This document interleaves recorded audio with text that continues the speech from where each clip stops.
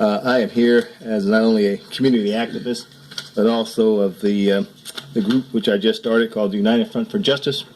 And I'm here to respond to a couple of articles that was in the Dayton Daily News, which was responding and reporting on the inmate which was pepper sprayed by a correction officer in the Montgomery County Jail.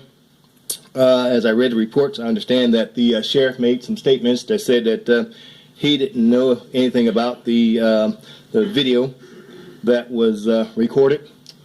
And apparently the sheriff also said there were some missing reports and some information that he didn't receive to base his decision on how to handle what was brought to him at the time. I happen to know the sheriff, and I agree with the sheriff. He seems to be a very decent and honorable man. But what I have witnessed, what went on in that jail, there are some folks in there that hopefully the sheriff can reassure the public that whoever's involved in this, not only this pepper spraying of an individual in that jail who was non-threatening to nobody, tied down in a chair. The report said she was intoxicated, and I've been around a lot of intoxicated people, and they do run their mouth.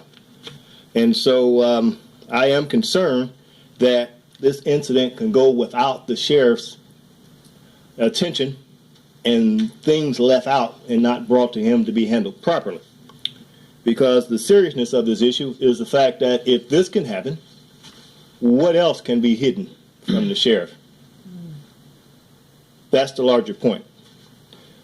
Just because you're locked up in the county jail doesn't mean that you can be abused, misused, and brutalized and hit with excessive force. It means you shouldn't be treated like an animal. And I would hope there'd be some transparency in the fact that whatever this investigation leads to, I would hope that the public is informed up to every step of the way, because you all know across this country we have an issue with police community relations, and incidents like this do not help. It does help the fact that the sheriff has been out there on the front lines trying to bridge this gap between the community and police, and yet we see some of the employees from the sheriff's department do some, what I would say, and hopefully the sheriff can come to conclusions, almost criminal. And that's a serious charge.